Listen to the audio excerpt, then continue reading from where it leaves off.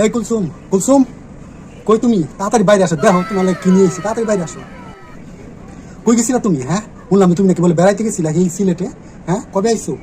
ও বেড়াইতে তো গেছিলাম আমি সিলেটে। দেখো দেখো তোমার লাগে কি কি নিয়ে আইছি। এমন কাম কই যাইছি একেবারে। হ্যাঁ, এমন ব্যবসা এবার ইনকাম হয়, বেড়ানি হয়েছে, ইনকাম হয়ে গেছে।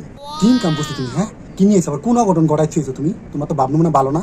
এই যে দেখো সিলেটের বোলাগঞ্জ থেকে পাথর তুলে নিয়ে আইছি, সাদা পাথর। এই সাদা পাথর নিয়ে তোমার দুনিয়া সব মানুষ চুরি করে করে লয়ে যেতেছে। আমি তোমার লাগে নিয়ে আইছি, এটা দেখছি আমরা বড় লোক হয়ে যাবো। আরো কি আনছি জানো?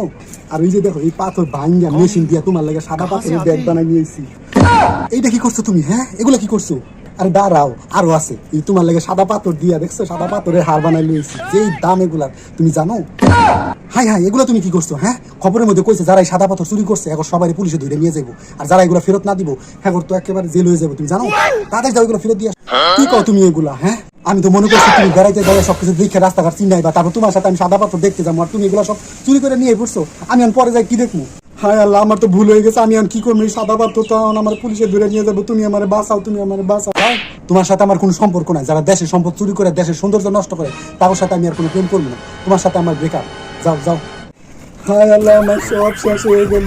আমার পুলিশও ধরে নিয়ে দেবো। আমার কুলসুম মারা গেল। পাথর চুরি করে কি ভুল কাম আমি করছি? কুলসুম তুমি যাও না, আমার বাঁচাও, তুমি বাঁচাও।